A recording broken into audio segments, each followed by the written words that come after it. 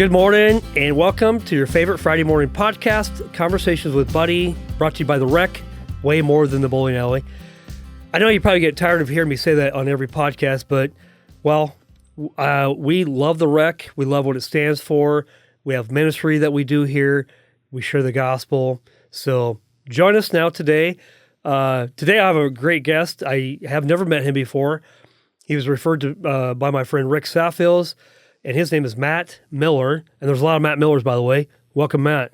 Thanks. Good to be here. Man, it's good to have you, dude. Yeah. I was talking with Rick. It was weird. It was like we got introduced on some Facebook thread. He's just like, how have I not met you before? And we started chatting. Yeah. And he's like, I think you might be a good fit for my friend's podcast. Yeah. So, Well, hey, and Rick's referred to a lot of people. So whenever Rick says, hey, you got to have this person on, it's just I do it. So I appreciate the conversations we've had, and I appreciate you being here today. So we're going to dive in. We're going to have some fun, and I got lots of good questions for you. So we're going to figure out who Matt Miller is. Okay. So let me just do a quick introduction of you. And by the way, I do this with everybody. Is I make them tell me about themselves, and then I introduce them based upon what you tell me, because I don't know you, right? Mm-hmm. If I know you, I might throw a few more things in. But, but I don't know Matt. This Matt, by the way, there's lots of Matt Millers. So there are. All right. So the first thing you said, I have an amazing father. The F is capitalized. Are you talking about God, Father, or just a? I think I naturally capitalized that, but I was talking about really both. I was talking about my physical dad. Your physical dad. Yep. And we'll get to your heavenly Father, but you have an amazing father. Perfect. Number 2, it's a miracle I was even born. Your mom died 4 months after your birth at age 25. Yep. Crazy. She had cystic fibrosis, and I was 4 months old. So okay. So in a way, you're a miracle baby. Yeah, they said I shouldn't have been born. I learned later that there were people praying for me all over the place. Actually, out here in the Northwest, I was back in North Carolina, Winston-Salem. Okay. And she was not in good condition at all, and wasn't really even expected to live as long as she did. She had a brother who also had cystic fibrosis who died at 12. Anyway, so it was kind of a miracle that I was even born at all, but never knew my mom. That's always been kind of a hole in my life, Got it. mister. And we're going to talk about that because I know there's some pain there. But number 3, you're saved by an angel from drowning at age 16. Number 4, you're a family of 6 with 5 girls plus you. Holy cow. You're outnumbered, man. I am. I'm a girl dad, too. I got 2 daughters. But Yeah. You have 5 girls. It's awesome. And a wife. Well, she's one of the 5. Oh, she's one of the 5. 4 okay. girls plus my 5 wife. girls plus you. Okay. Yeah. So 4 daughters. Yeah. What a blessing. Yeah. You're the owner of Work with Miller Residential Remodeling and Repair.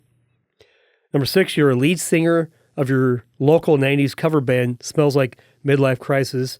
I got to listen to this, man. It's a good time. So you're a singer, or do you play an instrument, a guitar? Or? No, just sing. I've been dabbling in some stuff, harmonica and different things, but jealous, man. Just singing right now. So jealous. Yeah. I love that, dude. What a gift.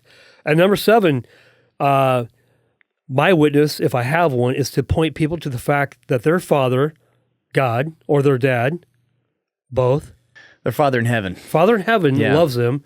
To show what that looks like. My dad gave me the gift of modeling what that looks like, and I think it's a rare thing to find these days, and I would say amen. That's why I do the podcast, actually, is how do we help men be better men, better husbands, and better fathers? And today you're going to unpack that. And the first thing we're going to talk about is what we were talking about before we even started the podcast is your wife feels like if your phone is ringing and beeping and buzzing that she's in competition with you. And the story goes like this. About 4 years ago, I was having lunch with my wife, and my phone kept beeping and buzzing. Mm-hmm. And she finally says, hey, are you going to turn that thing off? Yeah. I'm like, yeah, I guess I could. So what I did, I removed every beep, buzz, and sound from my phone. Yes. And I always turn it down when I'm with people. So it doesn't bother me. I don't have to think about it. It's a good habit. So tell me about your story, what that looked like, because there's a story there, and then we're going to dive into kind of where you were born and where your life began. Okay, yeah. Well, yeah. So on the phone thing, I just noticed, I don't know what my wife is feeling. but I get some clues every now and then based on, the way she's talking to me, the way she's acting. We've been married almost 14 years now, so we're pretty excited about that. And I tell you, we've grown a long way, come a long way from the beginning. But some of the things I've learned along the way, one of them is that there's already enough things vying for my attention. I'm a small business owner. We have kids everywhere. That one more thing is that phone is like a portal to the whole world, right? And so it could be somebody from church, it could be a client, it could be whatever. And any of those little dings and sounds and even the vibrations, if I'm having a conversation with my wife and then I notice, or no, I don't notice, but all of a sudden the phone buzzes, even just that little thing can distract her from what she was telling me. And we've got two different communication styles, very different.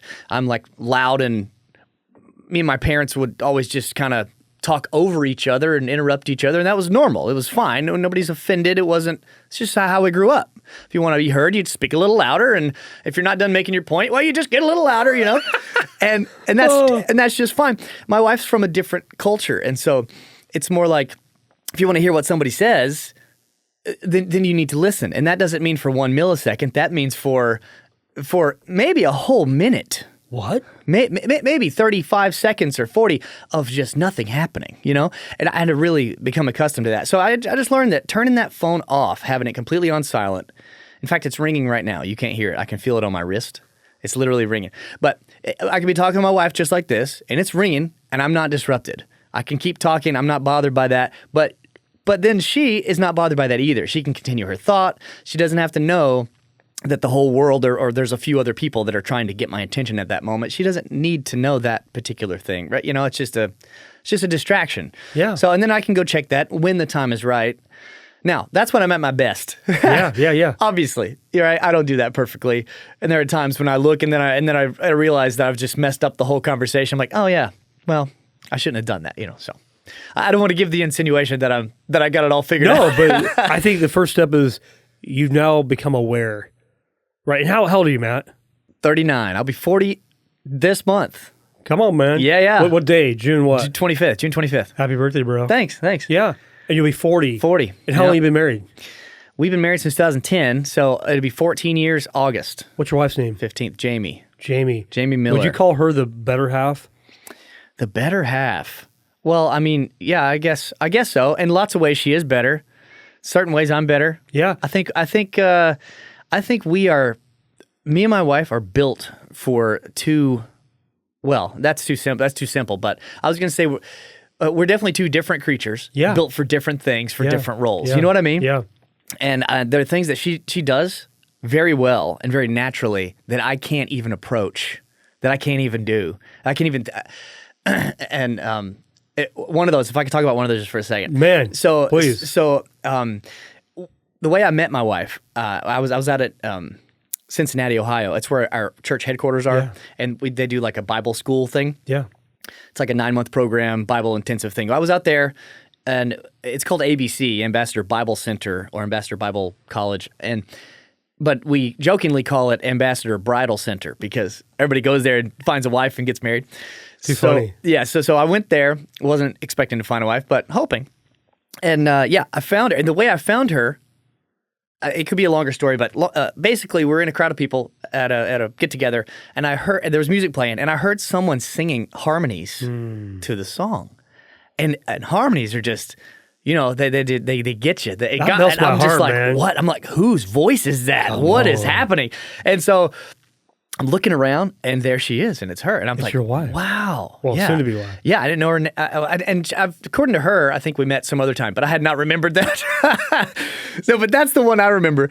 And so, anyway, but that harmony thing, she has a gift for it. She'll be singing a song on the radio, we're going down the road, and she'll start singing along, and I'll find that she's singing a harmony to what's playing just naturally. It just comes out of her. Because why? Because that's what she hears. She hears that. She hears, and if there's a song that there's multiple parts playing, she will hear these parts that are kind of behind what I think is the main melody.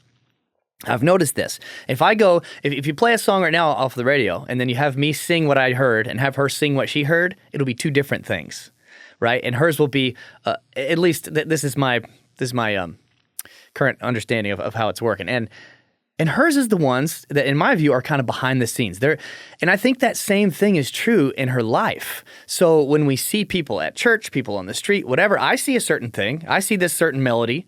But she sees this harmony. She sees like, well, what's behind the scenes? And like women often do, they'll see a couple layers deeper. And I find that that's been really interesting to navigate because we see the world a totally different way. I look at it and I see these certain colors and she sees these other ones. And it's not that either one is right or wrong. It's that these are different layers to reality and they're both true. Now, how do we, what do we do with that, So anyway, that's been interesting. Well, I was just going to say, I think it's cliche that we do, I married my better half. And I think to your point is you complement each other. And she has strengths and weaknesses, you have strengths and weaknesses. Yeah. And God brought you together because, well, you're one. Yeah. You're not separate, so she's not the better half. Together equally, God is doing work in your life. And so I love, my wife's the better half, and we all do that to some degree. But in your point, I agree with you. Yeah.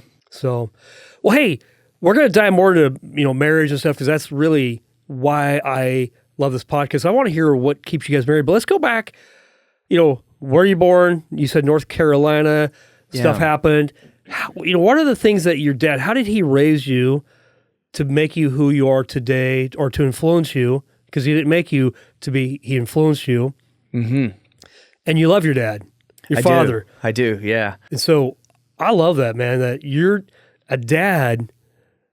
I mean, I'm sad to hear your mom passed away. God has a plan, but your dad was there. And so talk to me about Dad. Yeah, so that obviously that was a huge part of my life, is my mom dying so early on in my life. It was early in her life. I mean, she was only 25, but imagine my dad. Actually, I think when she died, I think it was in Casper, Wyoming. I'm piecing together stories that my dad has told me through the years, and there are different facts and details. I think it was in Casper, Wyoming. I believe they did an emergency landing of a plane. She wasn't doing very well. I was a tiny baby. Pardon me. And yeah, picture Dad there in the hospital, her in his arms. She dies in his arms, and I'm there, this tiny baby, and I think about that, and I think, and my dad was, well, she was 25, he was 32 or something like that, I believe. And I think, can I imagine myself in that situation? Anyway, so that's kind of where it started. And then I feel like Dad in that extreme adversity, right? Being a single dad, ill-equipped to raise a son, because I think we all are as parents. I say that because I've been that 4 times now, feeling very ill-equipped with my wife there.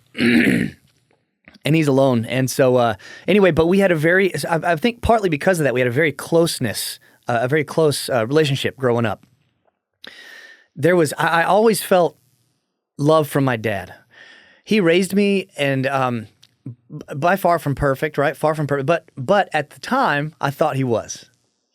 I saw my dad as perfect. Everything he did, everything he said, that's the way it is, And I believed that. And as I started getting a little older, 18, 19, I started to realize, okay, he's not perfect, but he's still a pretty good dad. Yeah. He still did a great job.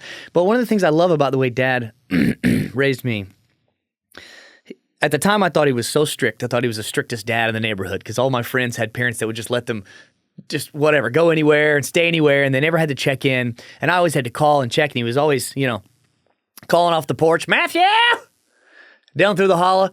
Yeah. And if I'd gone too far, I knew I was going to be in trouble if I'd gone too far. I need to be able to hear my dad's voice and get back there. And so,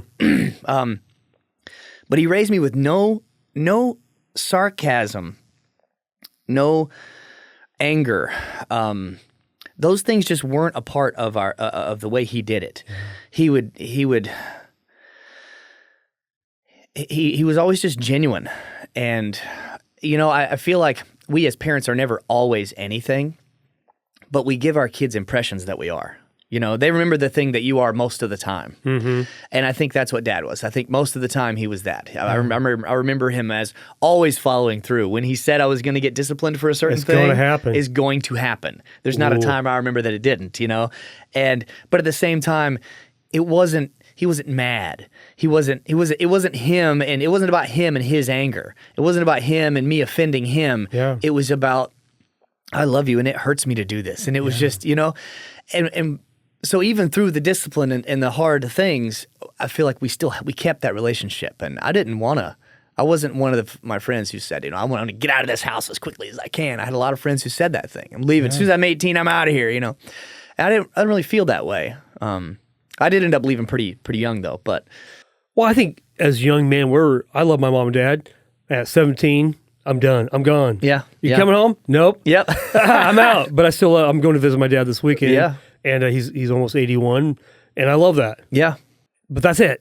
Mm-hmm. But so would you say, as a parent, your dad or you and your wife, hey, you're not perfect, but do you think love covers a lot of things that we do wrong? Like, is that the thing you think about when you think of your dad? Like, hey, I know he loves me, which is why he disciplined you. Because remember your friends that didn't get disciplined or they got to do whatever they want, they were ready to leave. Like I'm done, like in a different attitude. Yeah. Yeah, it's crazy because now with having 4 kids myself, I think about the stories my kids tell me and the things they're going through and the lessons they're learning. And I imagine back to those times. I think now about me working, and I'll bring my girls to work with me sometimes. I love that. And they're trying to help me out, and it takes way longer, and I have to be very patient to show them and these things. And I think back to my dad, and I think, how many times did I go to work with my dad, and how much patience did he have to have constantly, right? Yeah. To take the time to teach and train me and show me things, which he did. Yeah. All the time. And so, but at the time I didn't appreciate all, just how much it took. I thought, it's just what it is. It's all. But now, as being a dad, it's like I can look back and I can really appreciate that even more. Like, wow, he must have had so much patience. And then also, there were times as I got older when I may have been pushing those boundaries, hanging out with people that I shouldn't have been or whatever. Mm-hmm. And I think my dad, I don't think he's dumb. I think he knew more than what I thought he knew at the time. But he had mercy and love and grace, in his heart for me. And so he and the older I get, I feel like I appreciate even more and more how he raised me. So how old's your dad right now? He just had a birthday and he turned 72. 72. Yeah. Where does he live locally? No, he lives in North Carolina still. Oh, he's still North Carolina. How often do you get to see him?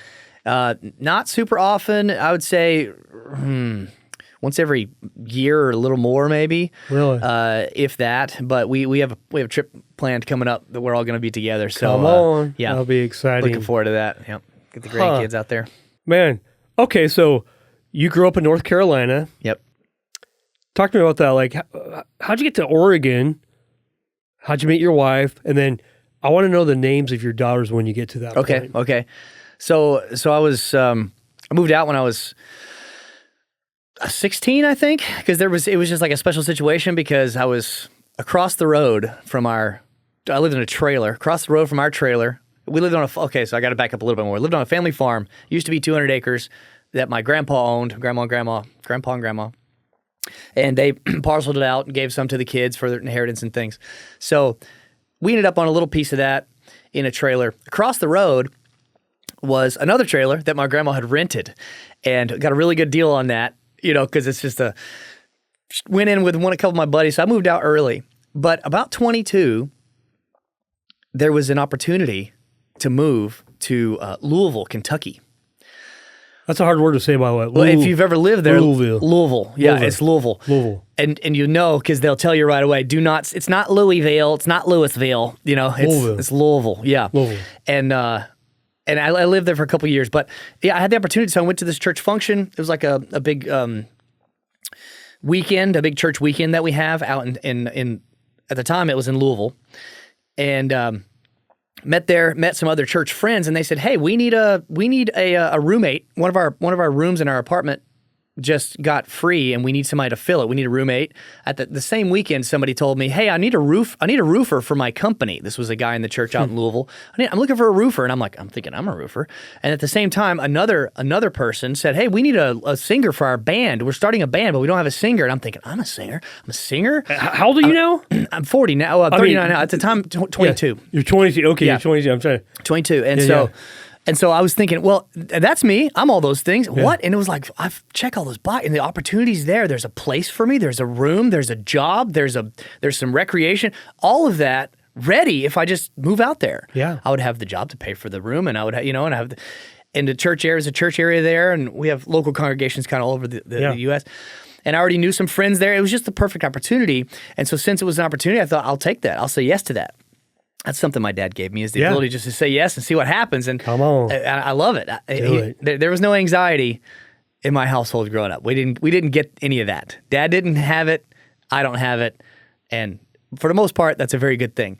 But so I went. I cried when I left. I remember driving out in my Jeep Grand Cherokee Laredo that I had just bought with borrowed money, which I later regretted. And I drove away, and I'm crying. I'm like, I'm thinking, why am I leaving this place that I love? Why am I leaving my dad? I was torn, it hurt.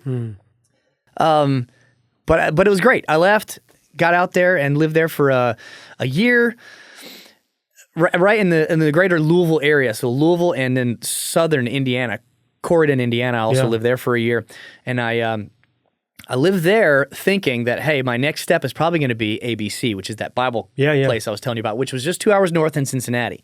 So lived there, moved 2 hours north. I still didn't have the money, though, to go to the Bible program. It cost a couple $1,000s, I think. And I didn't have time. I didn't have money to go, so I thought, I'm going to move there and just get a job up there and save the money. All kinds of miracles along the way, right? I remember one of them, that Jeep, I was in debt with that Jeep, and I hated that Jeep. It didn't run very good. It was a straight 6. Intake manifolds leaking. It sounded horrible. It would overheat all the time. Anyway, and I met Dave Ramsey somewhere about that time online. Yeah. Not actually, but, the whole concept of Dave Ramsey, if you're familiar, no debt and all this. And I thought, okay, I'm going on that train, at least mostly. So I prayed that I needed a truck. I needed a little truck. I didn't need that stinking Jeep, right? I needed a truck. And I thought, I've heard these Toyota trucks run forever, so I'm looking for a Toyota. So I prayed. I said, God, I only have about $400. Could you send me a Toyota truck that runs? That's all I'm looking for. I'm not going to be too picky, right? Right. And I looked on Craigslist. They're all, thousands. And I found one, $400. You can't make this stuff up. And it says, it doesn't even say, it's not a Tacoma, it's not a pre-runner, it's a Toyota pickup. Yeah. The bed had rusted off, and they had built a bed out of wood on it, and it was for $400. And I was like, I started laughing when I saw it. I thought, with joy, I'm just like, this is amazing. And it says runs and drives. And I'm like, no way, this has to be a scam, And I called the guy. I'm like, so it runs and drives? He's like, well, yeah, it does. He said it like that, it does. So crazy, long story short, I sell my Jeep. The people who bought my Jeep met me in the driveway of the guy who was selling the truck. So I sold the Jeep, just enough money to pay it off, just barely. And I had exactly like $400 left to pay him for the truck. Paid him for the truck, but in order to drive that truck at the time, you had to pop the hood, pull off the top of the breather, spray ether in there, put it back on, start it, tighten the wing nut, slam the hood, get in, start it real quick. Yeah, wow, and it would start up. But I was just thanking God driving. I felt the springs in my back, but I felt debt free. It was like, oh, amazing, So anyway, take that little truck, backfiring all the way up to Cincinnati, and I got a job up there building pole barns. Made some money, went to the Bible college. My wife was already going. She was in the class that year that first year I lived there. Yeah. She was in that class. So I met her. We started dating. She moved back to Oregon. So then we dated long distance. So she was from Oregon. She was from Oregon. She had flown out there. She had driven out there to do that course. She's a brave lady. and lived there for 9 months. Yeah, Yeah. And so we met, started dating, and then she moved back, and then I did the whole thing. So while I was going to the program, 9 months, we're dating long distance, which was really hard. So into that 9 months, I moved out. That was 2010, and we got married a couple months later. Yeah. And so here I am. Yeah, and then I started working as there was a friend kind of out here who offered me a job, $10 an hour at the time, which was a big pay cut from what I was making. But it was building houses, and I was like, it's a job, and I'm the yes guy, so like, yeah, okay, I'll take that, until I find something better, whatever. And I took it, worked there for 3 years, and learned so much about building houses. And we flipped several houses, like every 3 months, flip, build, just one or the other. And that was a wonderful experience, awesome training. And then I worked maintenance for a couple jobs, and then started my own company. And now I've been in business for over 6 years for myself. How cool is that? And it's been great. Yeah. And does your wife work? Not now. No. Okay. Yeah. Tell me the names of your daughters. Okay. Oldest to youngest. Okay. Daughter's oldest to youngest. My oldest is 10. They're basically 10, 8, 6, 4. So I'm gonna go with that. Yeah. It's pretty close. Yeah. My oldest is Lily Carolina. Man. You're bringing in the North Carolina. Yeah, got to bring a little bit with me. You can take the boy out of the trailer, but you can't take the trailer out of the boy. So my next one down is Charlotte Eliana, No kidding. and then Kayla Clementine, and then Rylan Brielle. So Beautiful, man. and yeah, they are just absolutely amazing. What I find so awesome about that, buddy, is I grew up with no mom. And when I say I grew up with no mom, like my dad remarried, and I had a stepmom eventually, and that was something. That was a thing, but it's not the same thing as having a mom, Yeah. And that was after I was 10, 11. So he waited a long time. Yeah. So that's a big complicated story, but basically from 5 to 10, just me and dad. From years 5 years old to 10 years old, just me and dad. And that's most of my memories as a childhood, like my big core strong memories are me and dad. Yeah. Going on trips, doing things, crying together, laughing together, conquering things under the trailer together, fixing the plumbing. And did you have any siblings that were already born? Not from my mom had no other children. Okay, then your dad got remarried. Yeah, my dad remarried quickly after and had twins. Twins, okay. Brother and sister. So you have a half brother. I have a half brother and half sister. Live in Alabama. Okay, are you close to him? Do you know him? Well, that's a crazy story too. But yeah, basically, I was separated from them from age 5 to about age 18. Oh. And then I found my sister on MySpace. You remember MySpace? I do. At the time, I said it like MySpace because I still had a real thick accent. Yeah. MySpace. I found her on MySpace, and I was going to a summer camp in Alabama that year. I lived in North Carolina still. Yeah. And that's where she lived. And I somehow I found a relative who knew where she worked, and I showed up at her work. And that was weird and crazy. And I'm like, I just showed up at the counter. It was a Chick-fil-A. Yeah. And my sister, who I hadn't seen in, 10, 12, 13 years or whatever. Now we're like adults, basically. And I was like, is Jana working? And they're like, yeah, she's right here. And she comes over, little short thing. And I just I said, do you know who I am? And she's like, yeah.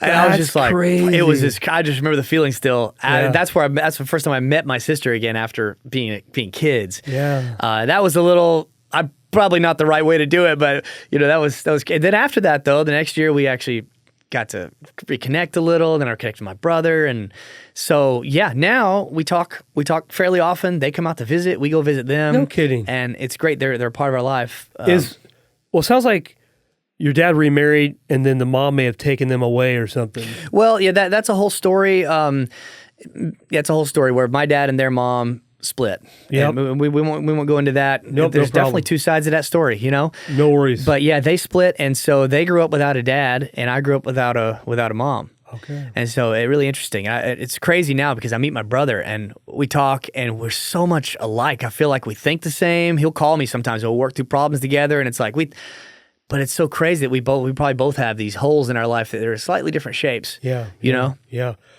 Take me back a little bit. A couple things. I know that you had a near-death experience. Yeah. So I want to know about that, but I also want to know, when did you come to know Christ?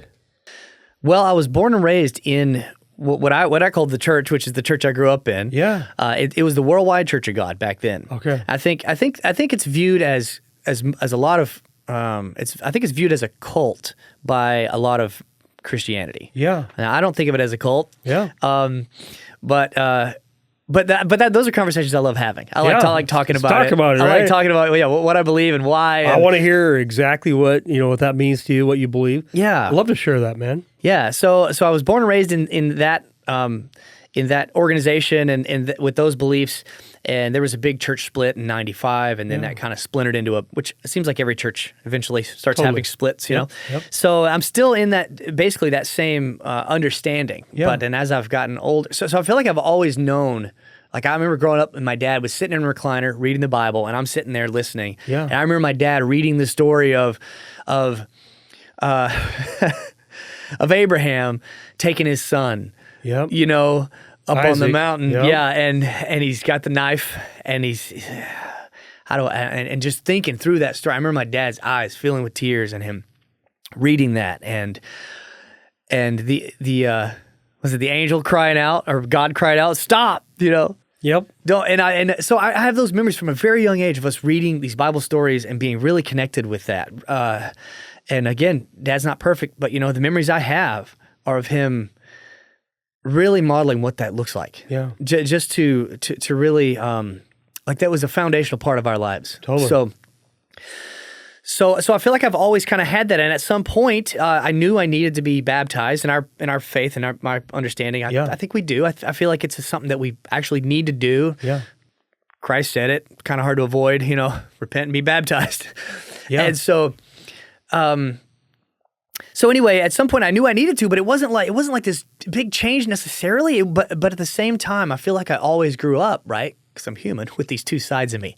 There's this old man that wants to do what it wants to do, and then there's this new man that's still growing that wants the good, and so I've definitely always had that from the time I was little. But there wasn't the story of what we call first generation Christians is so much different, where they lived a whole life and didn't know anything, and they kind of just followed the pleasures and the money and the whatever. Yeah. And then they have this light switch moment where they flip and they change. And I never had a light switch moment. For me, and I think a lot of second, third, fourth generation Christians, you don't have that light switch. It's not like that. It's more like a dimmer. Slowly, Well, some people go, I got saved on this day. I know the June 4th of 1970, whatever it is. Yeah. For me as well, I was like, I don't know exactly when it was. Yeah, I just know at some point in time I believed, and yes, and that's probably is that kind of what you're saying? It must have been very, very young, because honestly, I don't remember. I know I've been baptized, but I don't even know the date. I don't keep that date in my head, because to me, I believed my whole life before that, and I remember sitting in church. I still have the Bible that I had when I was in church then, and we went every week. It was a very I don't want to say strict, but it's like you don't go unless you're dead. I mean, you don't miss unless you're dead. Right. You go to church. Unless you're very sick, we're going. Yeah. And it was not an optional thing ever for my family growing up. And I'm trying to keep that culture for my kids to give them some sort of, what's the word? Structure, you know? Because I feel like there's power in that. But so we were always there, and I was always reading along, and I was still a kid. We'd bust out laughing during a prayer, and you do the things. Totally. But I still have that. But I remember circling things and underlining things and highlighting things and reading and crying and feeling connected to that. It always felt real and right to me. And so I've never really wrestled with that. I've never wrestled with, is God real? Did he really create us? I've wrestled with other things. Yeah. Why did these certain things happen or whatever? But anyway, that's a whole other conversation. That's fun. But yeah, I don't know that there was a date that I can point down. Yeah, I just feel like I was kind of born into the family, and then grew up. But within myself, I feel the world. Yeah. And God's kingdom. Conflicted. Well, in there, so. I mean, just like Paul talks about in Romans. Even Paul, who used to be Saul. Why do I do the things I don't want to do, and why don't I do the things I should? Exactly. It's the flesh and the spirit waging war. Look, until God calls you home, guess what? That's right. You live right here in this little earth, Yep. and we're passing through. but it's a struggle. Yeah. Every day there's temptations, it's phone, it's, Yeah. it's life. Who will deliver me from this body of death? Who will, come on, bro. That's what he said.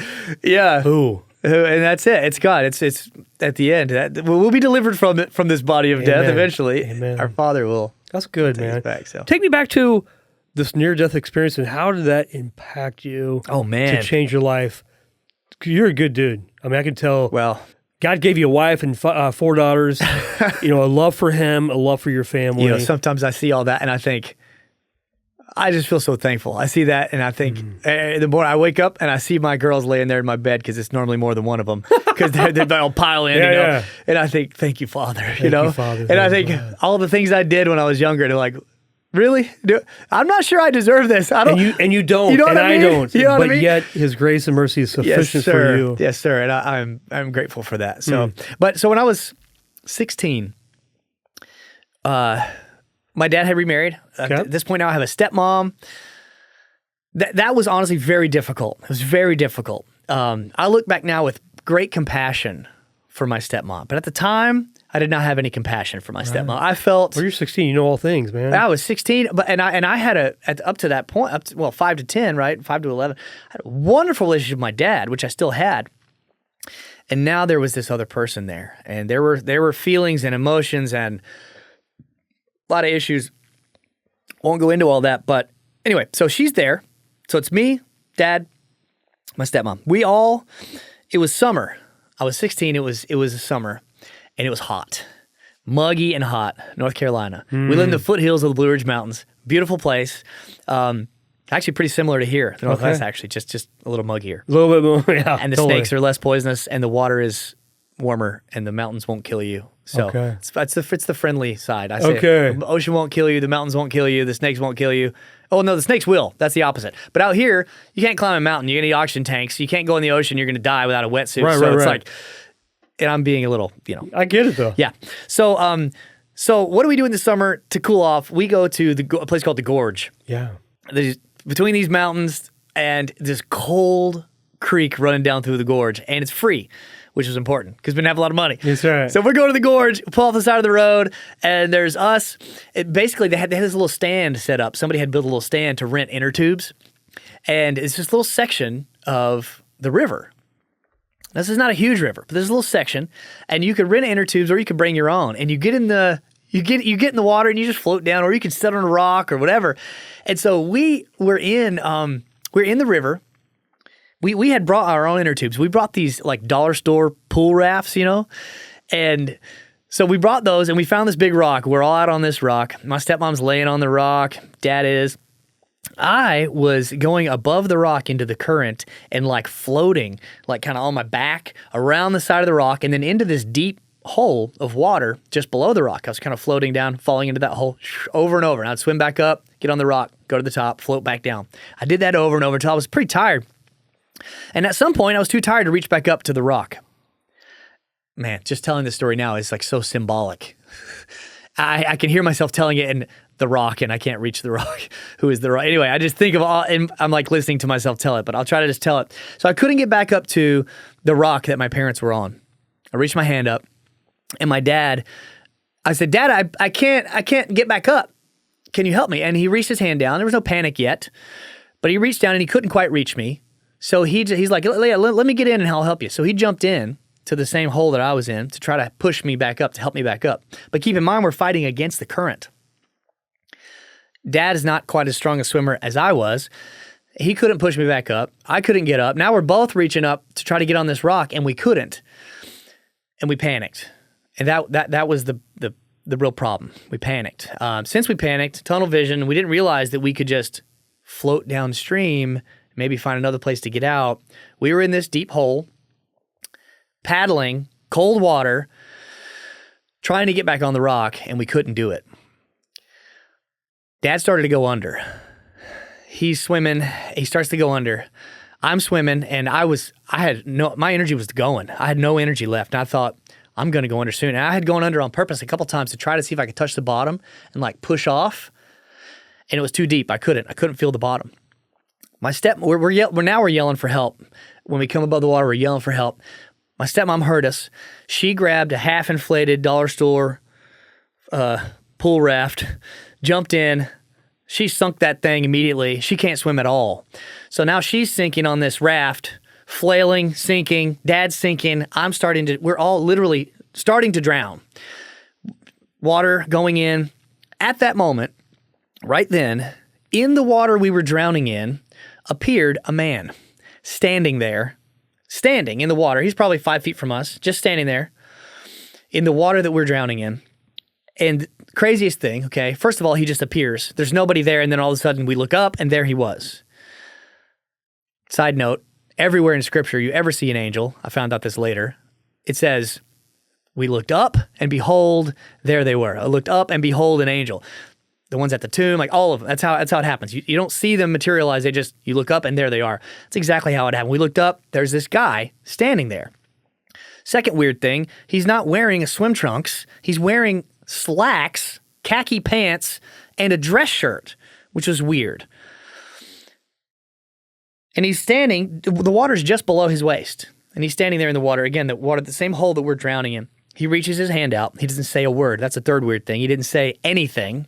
In the South, you don't do that. You don't just not say anything. Everybody's yelling and talking all the time. And, can I help you boys? No, he didn't say a thing. He's silent. He's calm. He's standing. We're flailing and dying over here. He reaches his hand out like this to my dad. My dad was the closest to him. Dad reaches up, grabs his hand. I grabbed a hold of my dad, and my stepmom also grabbed a hold of my dad. That angel, no doubt in my mind, was an angel. Pulled my dad in, drug us all into the shore, which is, 15 feet away. We're now on the shore, gasping for air, breathing, coughing, spitting a little bit of water, breathing heavily. We look up a minute later, 30 seconds later, look up. Where is he? Gone, totally gone. Nowhere to be found. And there's nowhere he could have gone. We were he pulled us to the side of the river. It was a mountain face going up, a rock face, just a rock face going up as far as you can see both ways. And then the river, and then the road is on the other side where we drove in. So there's unless he scaled a 90-foot rock face, in his slacks and dress shirt in 2 minutes. It's just the only thing that makes sense, right? It was an angel, guaranteed. And he pulled us out. Said we went back across the water, shaking, scared, nervous, shaking, but also thankful and just out of our mind with what had happened. We went back across the water, paddled in our little tubes that we had, got on the beach, left. Put the tubes in the van. We're driving home. I had ridden with my parents, and we laughed and talked and cried all the way home about that. And at the time, it wasn't strange to say this, but it wasn't greatly significant. I mean, it was huge. It was a huge thing that happened, but it wasn't like I was an atheist before and now I believed, or what. It wasn't like it didn't serve some great purpose like that. It kind of bolstered what I already believed to be true. I believed that there were angels protecting us, and my dad, we had prayed that way for many years, and put your angels around us to protect us, and and this was just a proof of that, which was awesome. And I did find that in later years, it served me well, because I thought, even in the years where maybe I would have doubted, where maybe there would have been a seed of doubt creep in, I would always go back to that, but there was this real thing that really happened that is totally and completely undeniable. There's no possible way to explain that except, that all three of us were out of our minds, had the same delusion at the same time, or no. I remember it perfect. I can take you back to the place where it happened. So yeah, that I wouldn't say it changed my life, but it gave me this mile marker post. I like that. That's mile back marker. there. Yeah, and now I can look down the road and I can say it's still there. And it's still real. No matter how far I get away from it, it's still real, and I know for a fact that it happened, and it's like a little bit of a I don't know, a little bit of an anchor or something, Yeah. I think God allows, God doesn't cause that. He allows it, but he also is the one that saves you, physically and spiritually. In that moment, he had more plans for your life, and he's like, yeah, not yet. Yeah. I want you to know, mile marker, little reminder. I think that's why the Israelites, picked up the rocks in the Jordan River and built little, just a reminder of what God did. And so that's a great story, and it changed your life. I mean, like you said, it may not have changed you fully, like you never went backwards, but it helps you to keep moving forward. It sounds like. Yeah, it did do that, and it also gave me questions, right? It made me wonder why, because like you said, I'm not quite ready for you to die yet. Okay, why? What am I supposed to be doing? What is it? Is it? And then once I started having kids, it's like, maybe it wasn't even me. Maybe it wasn't necessarily. Maybe it's one of my kids or one of their kids that needed to be born for some reason, for something to help something play out in God's plan. It doesn't always have to be about me. You know what I mean? but I definitely think that, and I think God helped me find that. It changed my prayers to, Father, show me why. Show me what I'm supposed to be doing. That's a great question, where you don't come up but you're just asking, hey, Lord, show me what it is. And even today, all these years later, Lord, show me what I do. Yeah. What am I supposed to be about today? What are the opportunities that you've given me today that I need to act upon to meet with you, have this podcast? Your story is going to impact somebody. It may only be one person. I don't care. It's your story. It will impact somebody. I know it'll impact lots of people, but it's God that does all the increase in what happens in our lives. So, well, that's it. That's a great story. It's encouraging that God saved you and He has a plan for your life like He does everybody. All right, so fast forward, Matt. You've been married, you get your daughters. I want to learn a little bit more. How do you and your wife, how do you show your wife love every day? How do you serve her? Because Jesus said, I come to serve and not be served. Or love your wife as Christ loved the church and gave Himself up for her. So in that context, Matt, pressure's on. How do you do that? Well, there's the assumption in the question that I actually do that on my best days, my best days. But I tell you, that's a tough one. That is one that that me and my wife are still figuring out. I've learned a lot, and I'm still learning. I feel like God, in His mercy, has led both of us since we got married from this place of total ignorance. And that's what we all are. Until you don't know until you know. Well said. Man. Yeah, and you get married, and there's always these people who are like, you just wait. You just, there's always those people, those very encouraging people who say, you just wait, you don't know anything yet, And they're right, in a sense. I was always optimistic about that. I always thought when those people would give me those discouraging messages, I would always think like, it'll be fine, because I'm the it'll be fine guy. That'll be on my tombstone. It'll be fine. I'm with you. I'm wired like you. Yeah. So, but it'll also be the hardest thing we've ever done in our lives.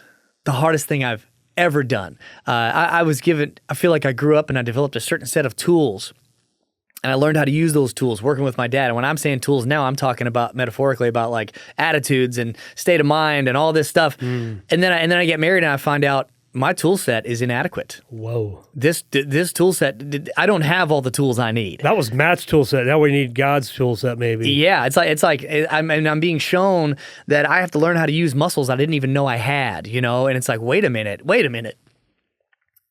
wife, you required this? Wait, I have to do this. I have to think this way.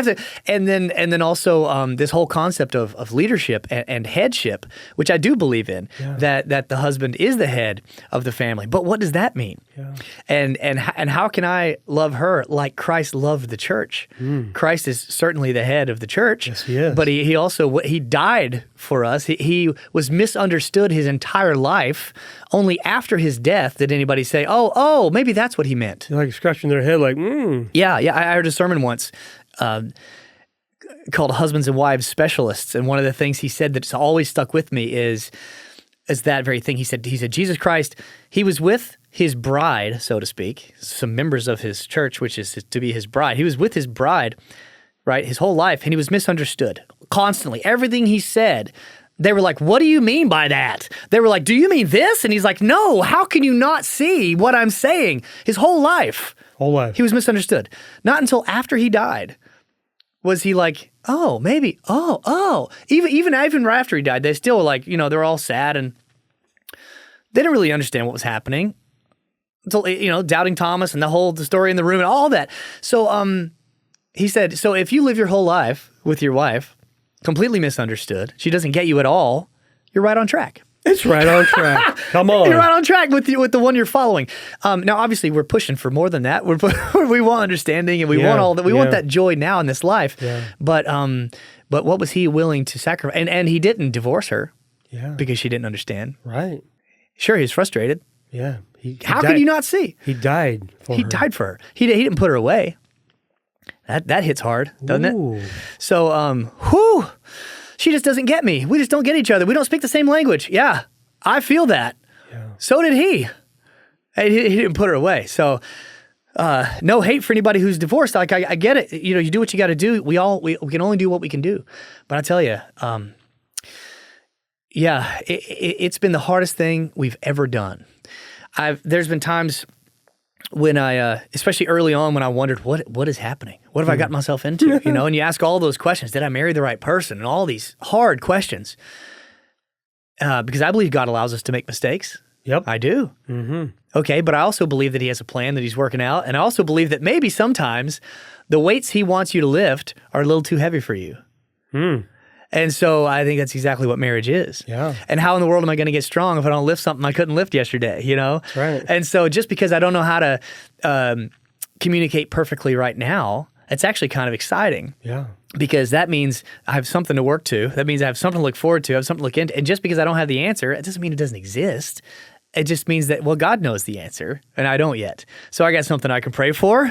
I got something I can look forward to that, hey, maybe, just because I don't know all the ways. And I feel like God is slowly leading both my wife and I through different books, different groups, different friends, different sermons, different conversations to find some of those answers, And I really do feel the leading of the Spirit because there's been times in our life where it's been really difficult. We've gone through crazy things. Yeah. And in those moments, we happen to find right, a book that's just like, that's the thing that we needed at the moment. And then one of them really hits with my wife, and she soaks it in, and I see her change in front of me, and I think, thank you, Father, right, for sending that thing at that time, and for letting her be self-aware enough to see herself in the mirror and to accept that change and to try and to put that effort in. And I can thank our God for that, for leading her through those things. And hopefully the same thing's happening with me. I think it is. Amen. So, Amen. I was just going to say there's a book I read recently. It's called Sacred Marriage. And really the whole crux of the book, it's in the title.